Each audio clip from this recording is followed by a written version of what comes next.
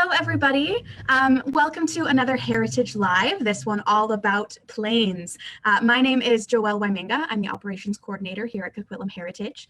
And if you're joining us for the first time ever, or if you are joining us again and have seen other Heritage Lives, you will know this. But I would just like to remind everyone that we will be doing a Q&A at the end of the presentation. So if you have any questions, if you're joining on Zoom, you can just pop those in the Q&A tab down at the bottom. There's a little button. You can pop that question in there. Or if you're watching on Facebook, if you're watching live, you can comment on the video, and I'll keep my eye out for these. And at the end of the presentation, we'll go through any questions that pop up. So yeah, feel free to ask anything that you would like. So now I will hand it over to Jasmine Moore, one of our heritage managers, and she can take it away and tell you all about some of the toy planes that we have in our collection. Good. Hello, this is your captain speaking. Please put your trays and your seats into an upright position. Welcome back to another Heritage Live. I'm your captain for this afternoon. My name is Jasmine Moore. I'm the Heritage Manager of Collections for Coquitlam Heritage at Mackin House. Today we will be looking at planes and other flights of fancy. These days we are all feeling the tension brought on by COVID-19. And although we could all use a vacation, we are sadly grounded and limited to our own homes. So let's dream a little bit of flying off to some exotic location. Well, we learn a little bit about the history of toy planes and aviation itself. First, a little bit about airplanes. For an airplane to fly, it must lift the weight of the plane, the passengers, the cargo, and the fuel. The wings hold the plane in the air by generating lift. There are 4 forces required for flight. They are lift, drag, weight, and thrust. Planes use turbine engines, like the one seen here, like the one seen on this plane here, or they may use a propulsion system instead of turbine engines. Smaller wings are usually located on the tail of the plane, so back here, and in a horizontal and a vertical position. And these help to create stability for the plane while it's in flight. The body of the plane is called the fuselage, while the, having a moment. Holding all the pieces necessary for flight together while also providing space for storage and passengers. And as we all know, pilots usually sit in the cockpit at the front of the plane. Fuel may be carried in the wings, or it might be carried in the fuselage. So some fun facts to kind of begin our presentation. In 1903, the Wright brothers built the first functional plane. It was made of wood. In 1919, the first transatlantic flight was made by a flying boat. It was a military plane developed by the American Navy. They began trying to fly across the Atlantic on May 3rd, 1919, but a series of mishaps delayed their start. One plane, nicknamed the Lame Duck, ended up being the plane that actually successfully made the journey on May 27th, 1919. This flying boat landed in the waters just outside of Lisbon, Portugal. I am sure many of you have heard the names Howard Hughes, Amelia Earhart, Charles Lindbergh, but have you ever heard of Bessica Raiche? She was the first woman credited with flying solo in an airplane in the United States. She did this with little to no training in advance. Eileen Volek was the first female in Canada to get her pilot's license in 1928. She was also the first Canadian woman to parachute into the water. Wiley Post was the first person to fly around the world in 1933, and he did that in just 4 days. Howard Hughes beat this record in 1938, and he made the trip in just 91 hours, which was 3 days, 19 hours, and 17 minutes. During World War II, Howard Hughes was contracted to build a gigantic flying boat plane to be used to transport troops across the Atlantic to avoid having to use ships that were vulnerable to German U-boats. So that was known as the Hercules. It became the world's largest flying boat, the largest aircraft made from wood.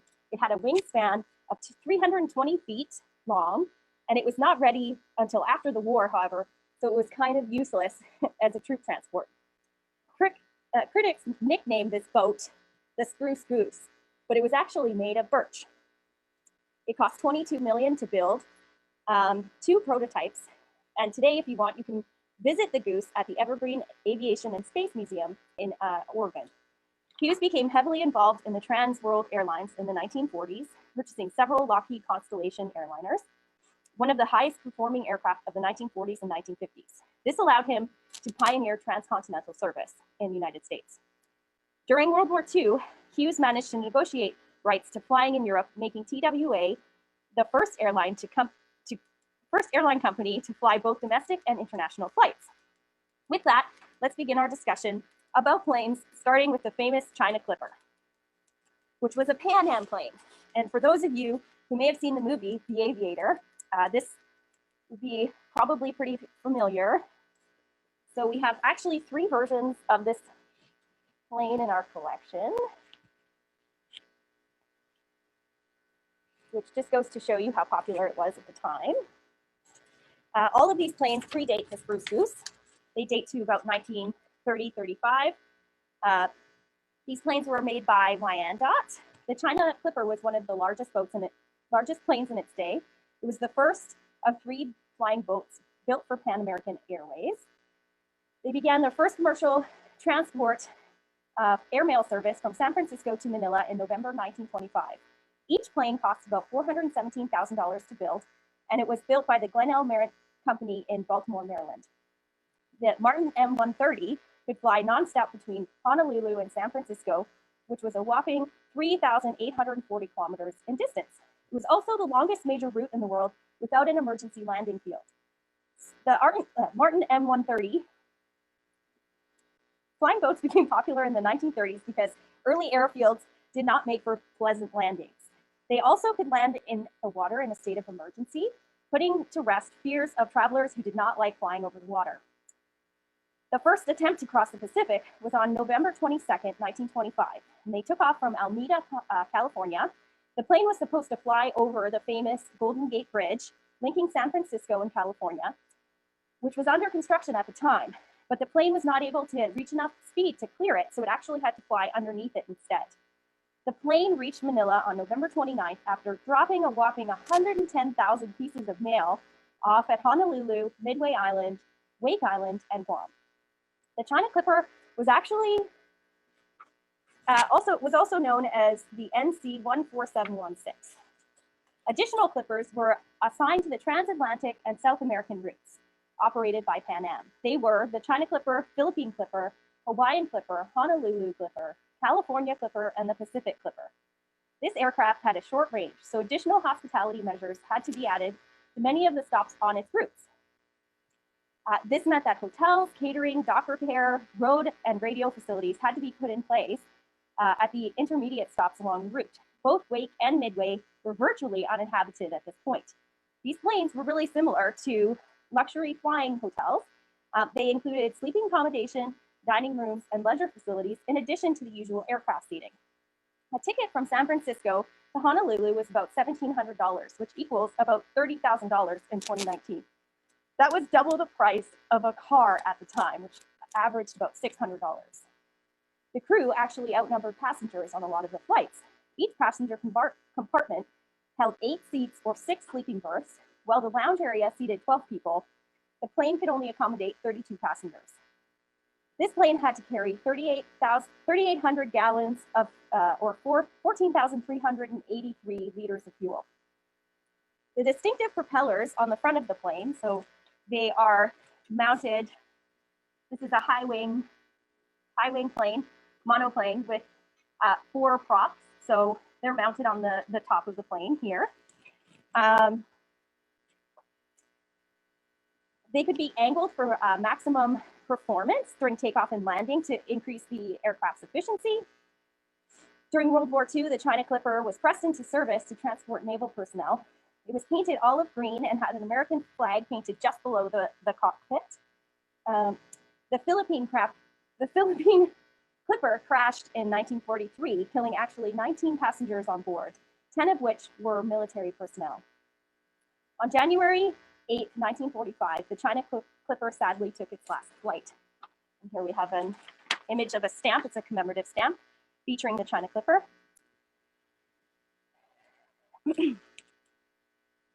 After taking off from Miami, bound for Leopoldville in the Belgian Congo, the plane stopped to refuel in Puerto Rico before flying into the port of Spain.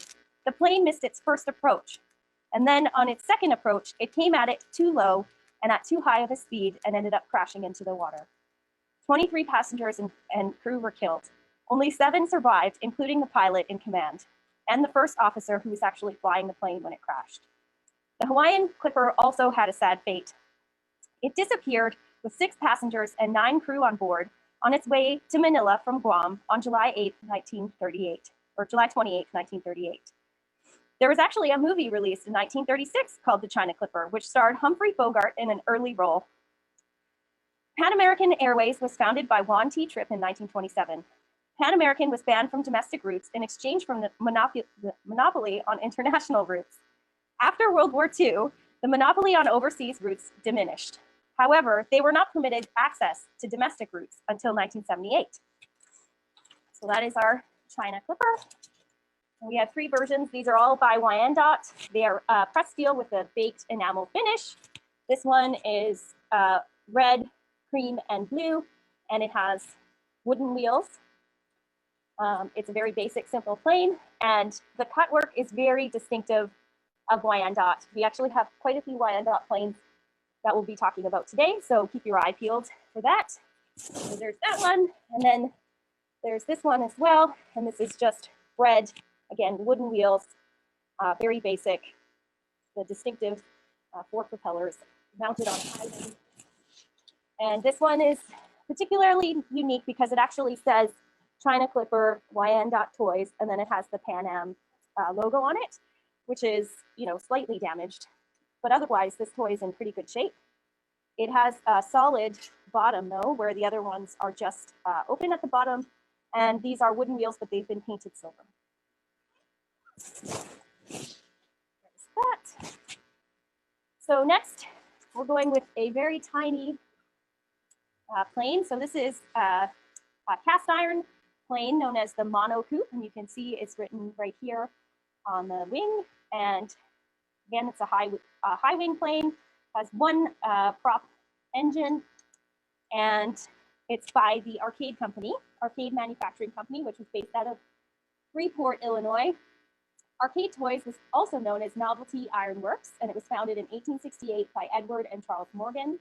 The company reorganized as a arcade manufacturing company by Cyrus Tobias, Edward H. Morgan, and Albert Baumgarten. At first, they made things like screen door hinges or a cork extractor, but later they branched out into small cast iron machinery for the home, including things like coffee mills. In 1888, they made their first toy, which was actually a miniature coffee mill. They began making animal banks around 1908, starting with a horse in a variety of poses.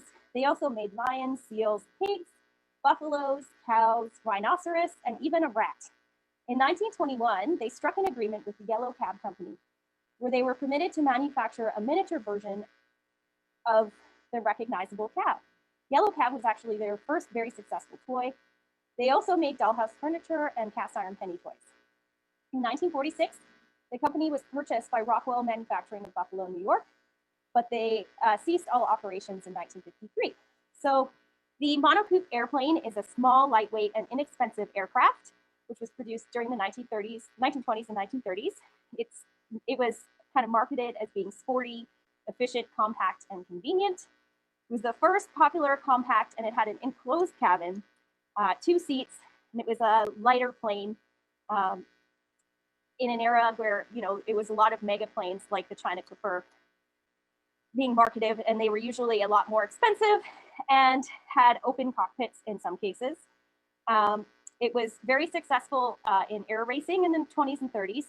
The plane was first built by the Central States Airplane Company in 1927. The company changed hands about 10 times over the years. And by 1928, almost 90% of the light airplanes produced and sold in the US were monocoupes. In 2016, the Monocoupe Airplane Corporation was established again in Grantville, Pennsylvania, to produce reproductions of the Monocoupe 110. So you can actually fly this plane today. Not this one, but one like it. Okay, next we have a pretty famous plane. Anybody recognize who that is? Let me know. So this is a Metalcraft construction set toy, and it is titled The Spirit of St. Louis. It dates from 1928 to 1930. So this plane actually came in a kit, and it would have been inspired by the Spirit of St. Louis, sorry, which is the plane flown by this gentleman, Charles Lindbergh, across the Atlantic. So this kit was 830, and the box would have contained over 180 pieces that could have been reconfigured into over 250 different planes.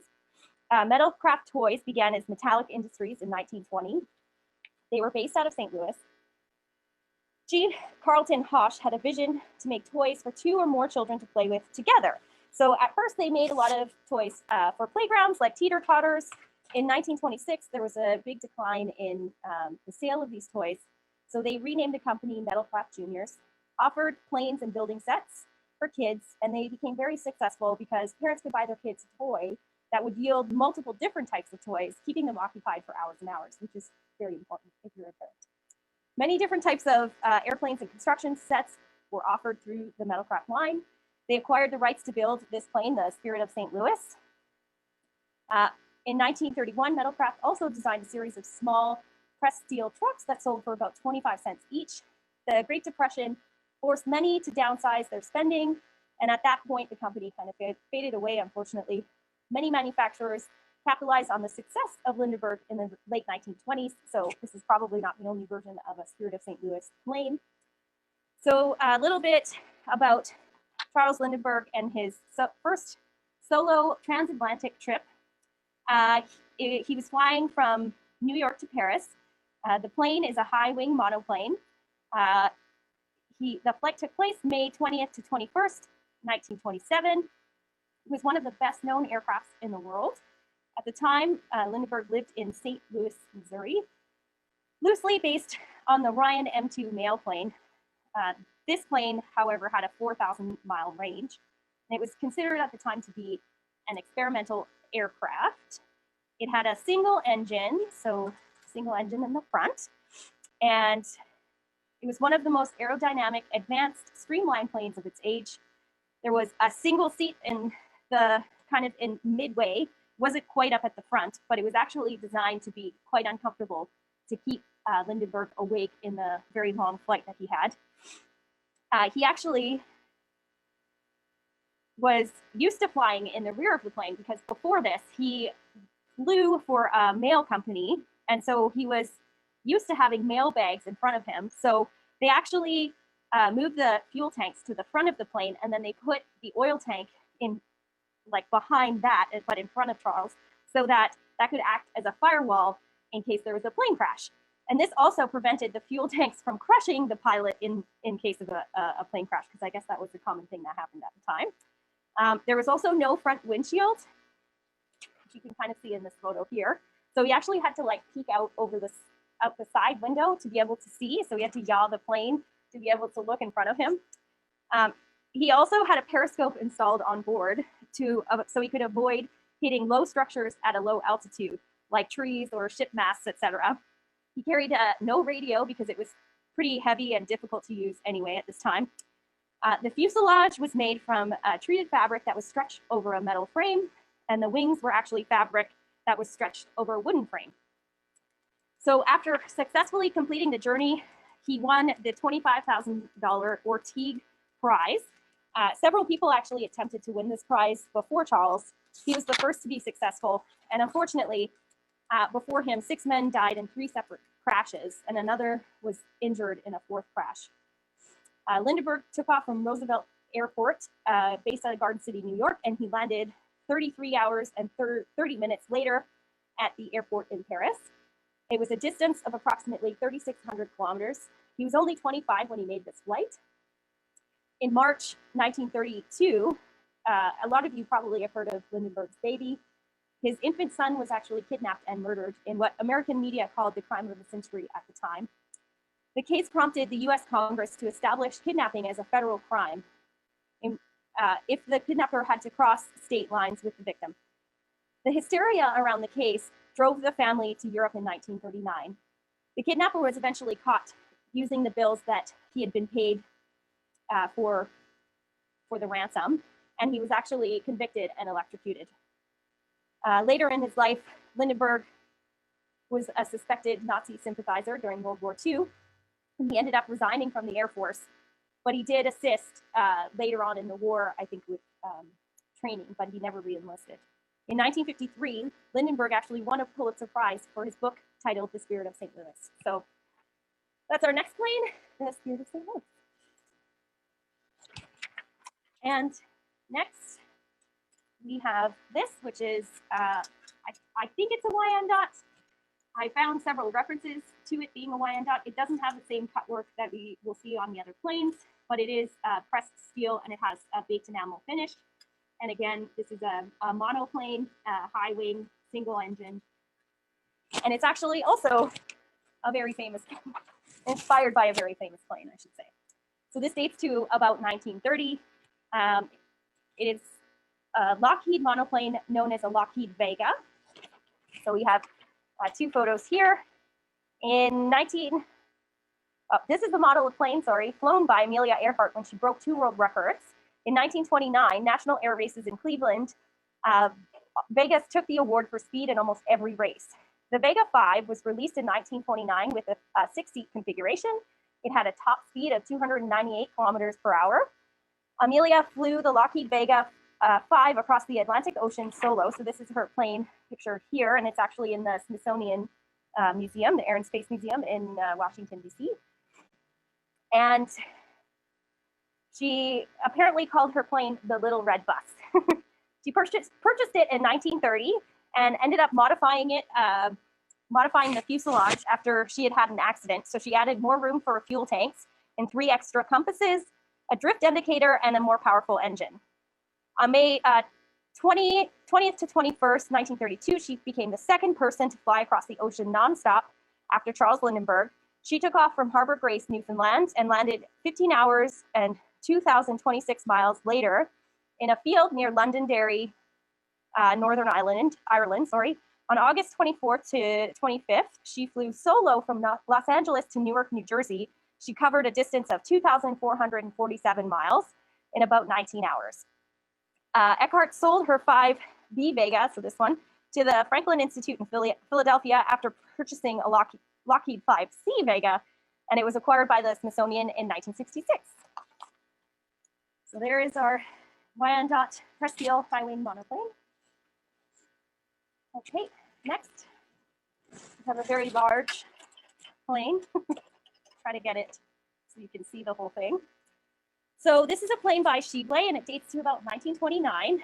It was produced out of Dayton, Ohio. So if you have tuned in before, you'll be familiar with the company history of Wyandotte and Shibley.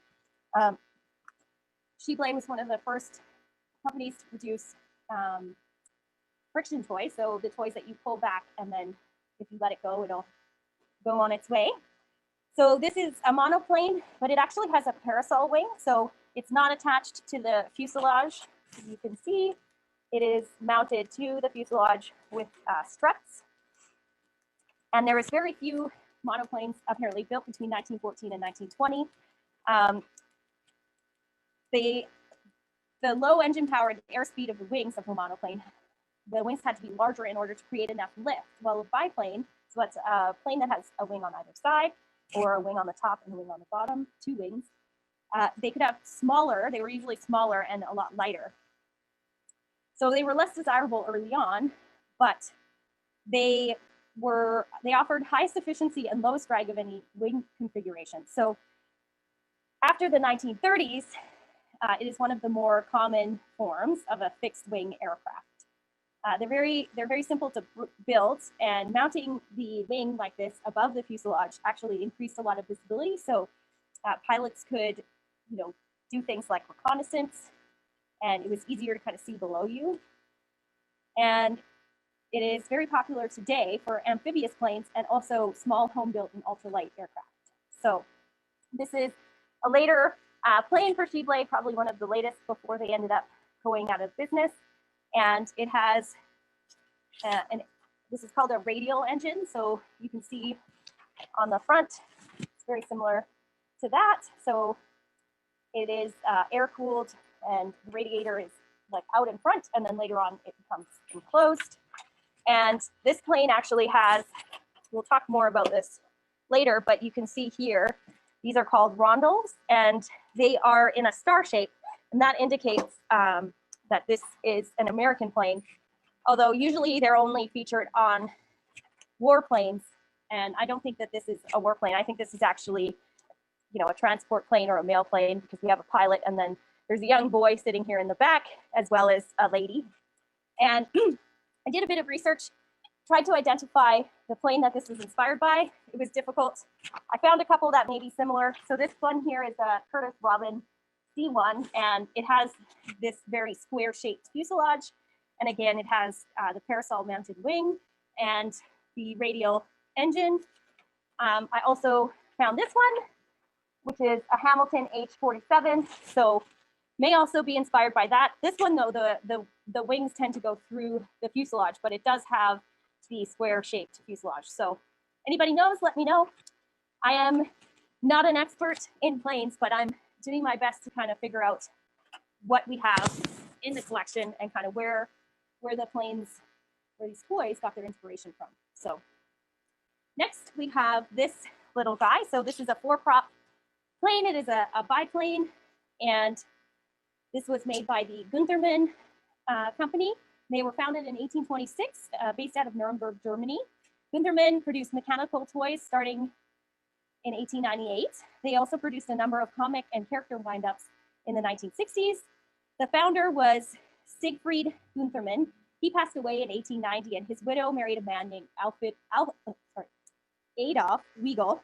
And toys from that period actually bear a mark, and it's a shield inside a circle, and then it's ASGW. So SG was the original founder, and then Adolf decided to put his initials on the outside for some reason. And Weigel's initials were removed when he passed in 1919, and the company was acquired by Siemens in 1965. Now, I was not able to identify this plane. So if you have information, let me know, and I'll do some research and see if I can confirm and include it in the record. It is a clockwork toy, so it's wind up. So you wind it up, and then it doesn't fly, but it will fly across the ground. And it is pretty lightweight, so I don't think it's pressed steel. I think it's probably tin that's been treated with an enamel finish. And yeah, there is our Gunthermann 4-engine biplane. Next, we have this guy, which is a tin lithograph plane, and he dates to about 1930. It is by Wells O London, and we can see the Wells O London logo here. The lithography there's 3 people in this plane, and this is an example of the engine being put into the fuselage, because we have on either side there's vents for it. And again, it's a single prop, and it's a biplane, and it says 301 on the wings.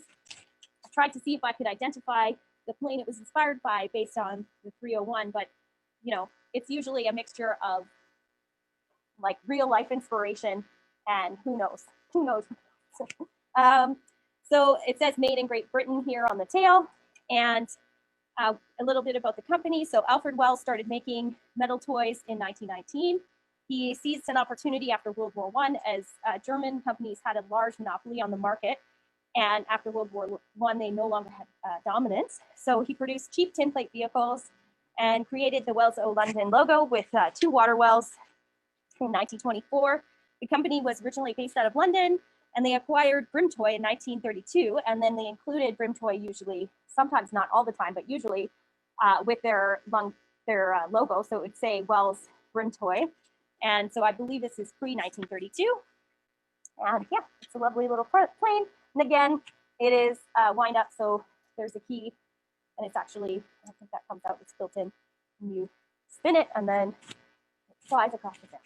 There's that one.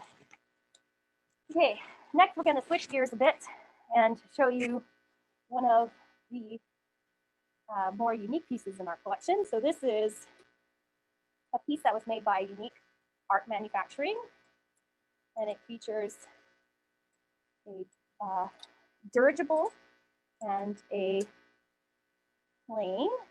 And the idea behind this is the plane here has a wind up on the back, and once it's wound up, this will spin around and go up and down. So it's pretty cool. It's tin plate and lithographed by Unique Art Manufacturing, as I said, dates to about the 1930s. You may be able to see here we have several naval officers inside the airship or dirigible, which is quite interesting because traditionally you wouldn't really be able to see them. They would be in a gondola underneath the airship. And this part would actually be filled with gas, so nobody would be riding up there. But we take creative license, I guess, right? So, so like I said, this is made by Unique Art Manufacturing Company, and they were founded in 1916 by Sammy Bergman. We talked about them in our last presentation on cars, featuring the Lincoln Tunnel and the Busy Bridge. And as I said before, he was good friends with Louis Marx, who was a huge toy magnate at the time. And Marx was also known for lithographed toys, and they often kind of shared and copied each other. Marx actually made a similar toy to this, which was known as the Marx Skyhawk. It was simpler in design, and instead of having an air balloon and a plane, it had two planes, but they did the similar thing. They rotated around and around. And so it's a high wing monoplane on the one side here. And there's a little pilot you can see. And it's meant to kind of refer to the fact that, these airships were getting to be really popular around this time, and they were used often by naval forces in the United States. These were made in several sets between 1933 to 1941, and then 1946 to 48. At the time, airships were viewed as cutting edge technology. So an airship or a dirigible is a balloon. It's a type of aircraft, and it's usually lighter than air, gaining power through gas that is not as dense as the surrounding environment. So early models use hydrogen. Many models today use helium or hot air, which has the same ability to lift, but is not as volatile as hydrogen. Their airships are filled with a gas bag or many cells within a gas bag. It is also likely that it has an engine, so that's usually mounted to a gondola underneath, and which is below the balloon, and that might house crew members, and then they might have actually additional passenger gondolas on the underside. The USS Akron was a rigid ship with an outer shell made from cotton that had been treated with aluminum, so it stayed the same shape no matter how much gas it had inside. So that's known as a rigid airship. The ship was subjected to multiple accidents, unfortunately. It first took off, they were doing kind of a show and tell with a bunch of dignitaries, and it actually took off with a bunch of dignitaries inside. Thankfully, nobody was hurt. However, during the second accident, 2 people died when its landing failed in front of a huge crowd of people. And then the tail fin, so this part here on the back, was actually damaged in a third accident. On April 3rd, 1933, the Akron took a group of naval officers to calibrate some radio towers, and unfortunately it flew into a thunderstorm, and the lower fin tore off in the storm, causing the craft to crash land in the Atlantic Ocean. And unfortunately, people did survive the crash, but they ended up dying of hypothermia while they were waiting for rescue. 73 men died, and only 3 survived from that accident. So that is our Sky Ranger. And again, we have a high wing monoplane and a dirigible, and then there's a lighthouse tower in the center. So we will take that apart, and we're going to talk about another aircraft. One second.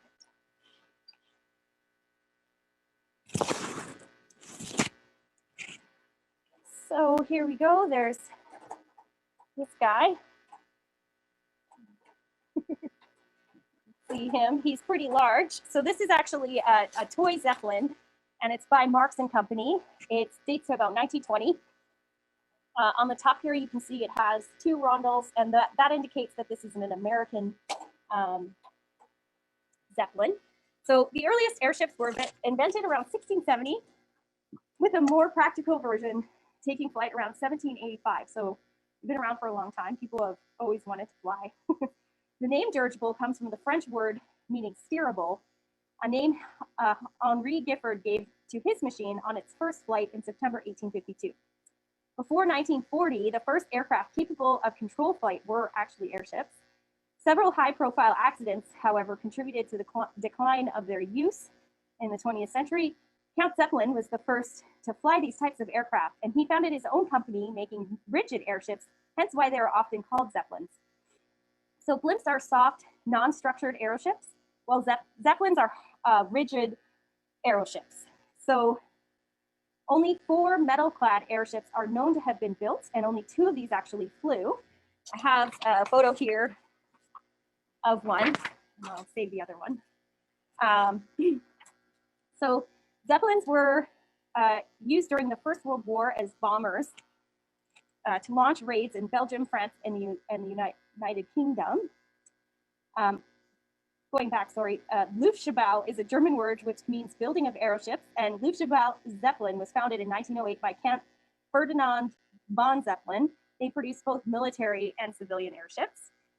The company, Zeppelins were claimed by Allied nations after World War I as war reparations. The company was involved in the construction of the largest airship in history, which is known as the Hindenburg. Following the Hindenburg disaster, things went south for the company. During World War II, they were involved in the manufacture of the V-2 rocket. However, their facilities were bombed and the company almost went under. In the 1980s, the assets were revived, and today they are busy working on the next generation of airships, apparently. The Hindenburg disaster, so here we have a photo of that, happened after the largest Zeppelin ever built attempted to land at the Lakehurst Naval Station in Manchester Township. Sorry, it's very hard doing this with the mask on. Manchester Township, New Jersey, after crossing the Atlantic Ocean. 36 people died in this incident. The Hindenburg was named after the president of Germany at the time, and he was in power from 1925 to 1934. Originally, the original Hindenburg was designed to use helium as it is non-flammable and almost as effective in terms of lift as hydrogen. The craft was designed with this in mind. However, at the time, the US would not permit the export of helium to Germany, so it had to be redesigned to use hydrogen. Since hydrogen allows for more lift, they were able to add more passenger cabins to the bottom of the aircraft. The Hindenburg made 17 round trips across the Atlantic in 1936, the first and only year of its service. 10 trips to the US and then 7 to Brazil. The first North Atlantic trip in 1937 unfortunately ended in disaster. There were 36 passengers and 61 crew on board when the Zeppelin burst into flames, dropping to the ground in less than a minute. 13 passengers and 22 crew died, as well as 1 member of the ground crew, for a total of 36 casualties. Many cite a combination of a gas leakage and static atmospheric conditions as a cause of the fire, but some have suspected that it might have been foul play as well. Other disasters involving airships include the British R-38 in 1921, 44 deaths. The US airship Roma in 1922, 34 dead. The French Dixmude in 1923, 52 dead. British R-101 in 1930, 48 dead. And the US Akron in 1933, which we had talked about earlier, 73 dead. Airships apparently require less energy to remain in flight. And there are movements that exist today that advocate for their use to reduce greenhouse gas emissions, as they're reportedly, they could save 80 to 90% in terms of greenhouse gas emissions if they replace the current, the planes on the market. NASA has also proposed that an airship might be useful to explore Venus. And since 1960s, these aircraft are actually still in use when speed is not a factor because they go quite slow, and the need to hover in the air is more important for a long time. So with advertising, photography, geologic survey, and aerial observation or tourism. So there is our Zeppelin.